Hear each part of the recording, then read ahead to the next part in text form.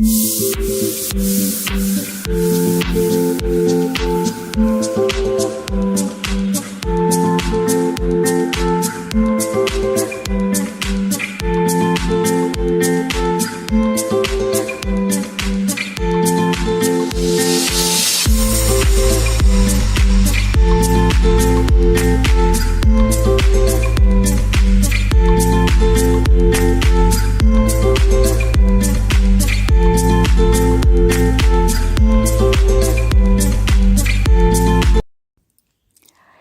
Friends, again welcome back to my new blog. कैसे हैं आप सभी? आई होप आप सभी अच्छे होंगे और खैरियत से होंगे और विंटर का फुल एंजॉय कर रहे होंगे। तो हमारे सतना एमपी में अभी कड़ाके की ठंड पड़ रही है और आपके शहर का क्या है हाल।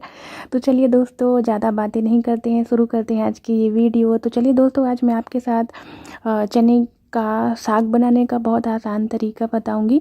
तो सबसे पहले ये हमारे यहाँ चने का साग आया था। सबसे पहले हमने इसे बहुत अच्छे से धुला था, क्योंकि इसमें बालू रहती है, मिट्टी रहती है। तो बहुत अच्छे से हम लोगों ने इसे रात को ही वॉश करके एक छन्नी में रख दिया था, तो पूरा पानी छन जाता है। इसके बाद भाजी को बहुत अच्छे से काटना है। तो बहुत जगह कटी कटाई भाजी भी मिलती है, लेकिन हम लोग अपने तरीके से काट के फिर भाजी बनाते हैं। तो मम्मी सबसे पहले भाजी को बहुत बारीक बारीक सा काट रही हैं। ये बहुत ही ज़्यादा कठिन टास्क होता है, तो सयाने लोग ही इसे कर पाते हैं, लेकिन मैं भी चने की भाजी बहुत अच्छे से काट देती हूँ। तो फिलहाल आज मम्मी चने की भाजी काट रही हैं और आप देख सकते हैं चने की भाजी एकदम बारीक कटी हुई है। तो चने का साग खाने का अपना अलग मज़ा है। विंटर में हम लोगों के यहाँ चने का साग बहुत ही चाव से खाया जाता है। तो अगर आप लोग भी चने का साग खाने के शौकीन हैं तो आप बिल्कुल आज सही वीडियो पर आए हैं। तो चलिए, मैं आप लोग के साथ बहुत अच्छे से आज ये चने का साग की रेसिपी शेयर करूंगी। तो फिलहाल मम्मी बारीक बारीक सी एकदम चने का साग काट रही हैं।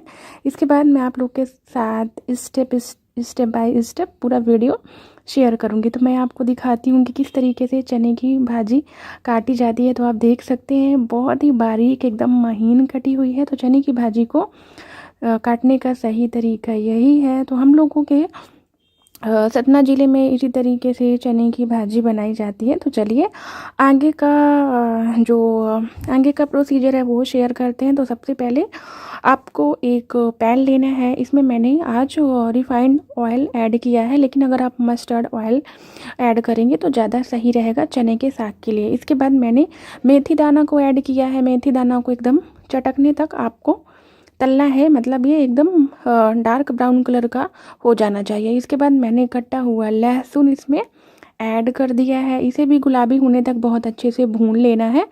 तो मेथी दाना और लहसुन को बहुत अच्छे से हम भूनेंगे, एकदम लो फ्लेम रखना है आपको।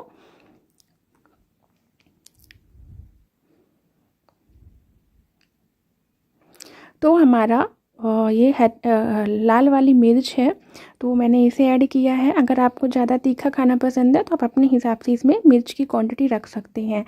तो ये जो हमारा तड़का है ये एकदम से रेडी हो चुका है। ये हमारी कटी हुई चने का साग है, इसे हम ऐड करेंगे।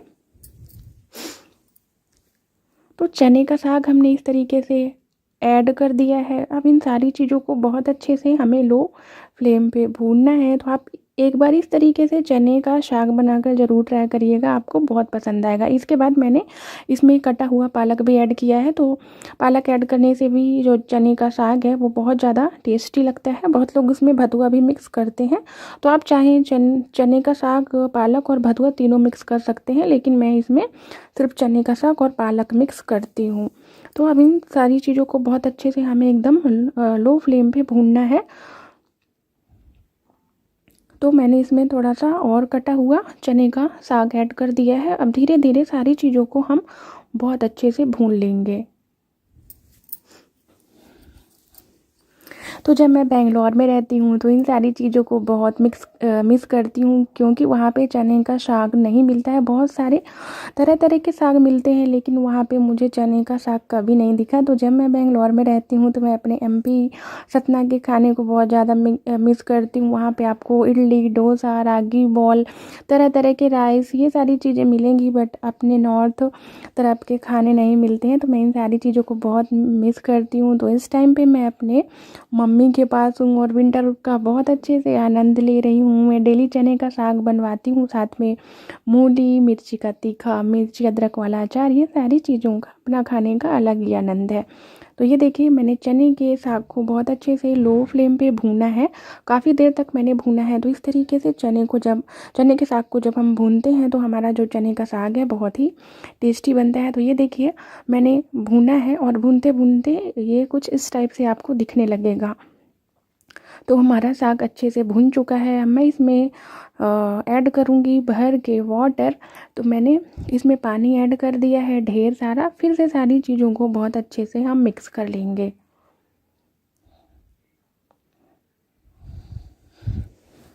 तो हमारा वाटर भी मैंने ऐड कर दिया है अपने चने के साग में। तो ये हमारा वाटर ऐड हो चुका है। अब इसमें मैंने करीब 2-3 चम्मच के लगभग मैंने गेहूं का आटा लिया है। गेहूं का आटा लेने के बाद आपको उसे बहुत अच्छे से घोल लेना है, उसमें कोई भी गांठ नहीं होनी चाहिए। तो इस तरीके से मैं इसे बहुत अच्छे से घोल लूँगी। तो इसे आटा को लगाने से जो चने का साग है हम लोग के साइड इसी तरीके से बनता है। सभी लोगों का अपना अपना तरीका है, लेकिन मुझे इसी तरीके से चने की भाजी जो जिस तरीके से मेरी माँ बनाती हैं, मेरी दादी भी इसी तरीके से बनाती हैं, बड़ी मम्मी भी सेम इसी तरीके से चने की भाजी बनाती हैं। तो हम लोगों के साइड इसी तरह की चने की भाजी बनती है। जो एकदम ड्राई टाइप का चने का साग बनता है वो मुझे बिल्कुल भी पसंद नहीं आता। तो ये मेरे माँ के यहाँ की रेसिपी है। हम लोग क्या मम्मी लोग इसी टाइप से चने का साग बनाते हैं, तो मैं भी सेम उन्हीं लोग का प्रोसीजर फॉलो करती हूँ। तो ये जो हमारा हमने आटे का ये घोल तैयार किया है, हमें इसमें चने के साग में ऐड करना है इस कंडीशन पर। तो ये देखिए कुछ इस तरीके से हमारी जो चने का साग है कुछ इस तरीके से दिख रहा है। तो चलिए जो हमने आटे का घोल तैयार किया है उसे इसमें ऐड करेंगे धीरे धीरे से, कि जिससे कि इसमें कोई भी लम्स गांठें ना बने। तो चलिए ऐड कर देते हैं। ये चने की भाजी को बनाने में 1.5 घंटा तो लग ही जाता है, क्योंकि इसे धीरे धीरे घोटते हैं तभी हमारी जो चने का साग है वो टेस्टी बनता है। अगर आप इसी चने के साग को अगर चूल्हे में बनाएंगे तो उसका टेस्ट और भी दुगना हो जाता है। तो फिलहाल अभी मेरे पास चूल्हा बनाने का कुछ व्यवस्था नहीं है, तो मैं गैस में बना रही हूँ। तो इसके बाद आपको अपने स्वाद के हिसाब से इसमें नमक मिक्स कर लेना है। तो मैंने इसमें नमक को मिक्स कर दिया है। फिर से सारी चीज़ों को आपस में मिक्स करेंगे और चने के साग को बहुत अच्छे से हमें पकाना है।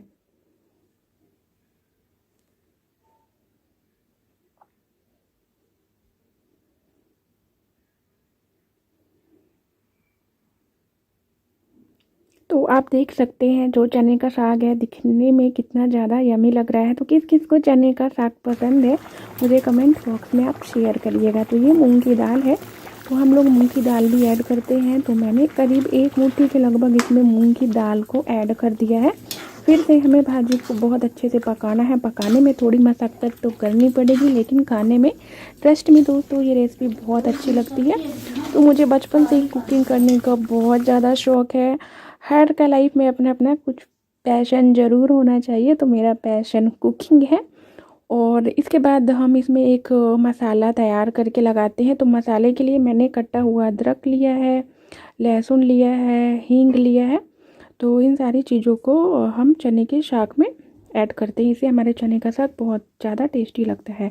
तो ये है हमारा कटा हुआ अदरक, लहसुन, हींग, हरी मिर्ची। तो चलिए अब इसे हम बहुत अच्छे से कूटेंगे, इसका मसाला तैयार करेंगे।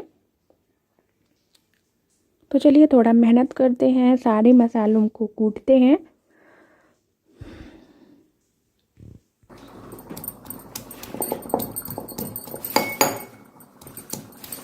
तो इसका एकदम हमें फाइन पेस्ट बनाना है। मैं तो खलबत्ते में इस सारी चीज़ों का मसाला तैयार कर रही हूँ। आप चाहें तो इसे मिक्सर ग्राइंडर में भी अच्छे से बारीक पीस सकते हैं। तो चलिए बहुत अच्छे से इसे पीसेंगे हम। तो ये देखिए कुछ कूटते कूटते मसाला कुछ इस तरीके से दिखने लगा है। तो हमें मसाले को बहुत अच्छे से एकदम बारीक फाइन पेस्ट बनाना है, इस बात का आपको ध्यान रखना है। भाजी मटन अच्छा लगा। ये तो सब डाल देंगी, बन गई हमारी जेठानी।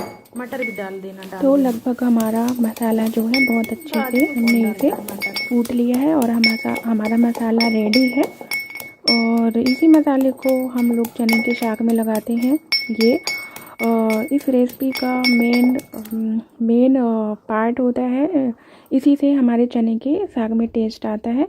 तो ये देखिए हमारी भाजी उबलते उबलते कुछ इस तरीके से दिखने लगी है।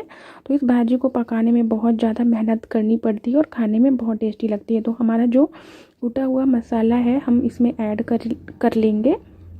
और मसाले को ऐड करने के बाद हमें फिर से 15 से 20 मिनट के लिए चने के शाक को बहुत अच्छे से पका लेना है।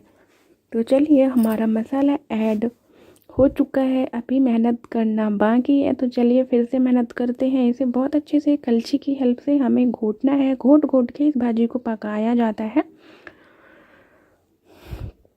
तो सभी मसालों को आपस में मिक्स करेंगे और फिर से मेहनत वाला काम स्टार्ट करना है।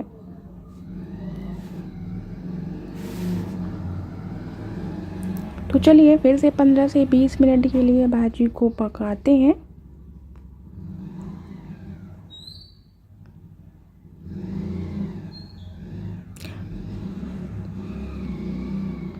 तो दोस्तों मेरे पास कुछ मटर के दाने पड़े थे, तो मैंने मटर के दाने भी इसमें ऐड कर दिए हैं। लेकिन मटर के दाने ये ऑप्शनल है, आपकी मर्ज़ी, चाहें तो आप इसमें ऐड कर सकते हैं, अगर नहीं मर्ज़ी है तो आप नहीं भी ऐड करेंगे। तो ये देखिए हमारी भाजी पकते पकते कुछ इस तरीके से दिख रही है और हमारी भाजी लगभग पक चुकी है। और पकने में ये 1.5 घंटे का टाइम लेती है, 1.5 से पौन 2 घंटे का। तो ये देखिए हमारी चने का साग एकदम बनकर रेडी है। तो ट्रस्ट में दोस्तों खाने में ये भाजी बहुत ही टेस्टी बनी थी, बहुत ही अच्छी लग रही थी। तो एक बार मेरे तरीके से आप लोग चने का साग बनाकर ज़रूर ट्राई करिएगा। आप सभी लोगों को पसंद आएगा। तो चने का साग बनाइए, विंटर का एंजॉय करिए, अपना ध्यान रखिए। हमारा चने का साग बनकर एकदम से रेडी है। तो ये था छोटा सा रेसिपी ब्लॉग जो कि मैंने अपनी दादी से सीखा था। तो आप लोग को वीडियो पसंद आया हो तो वीडियो को एक लाइक करिए।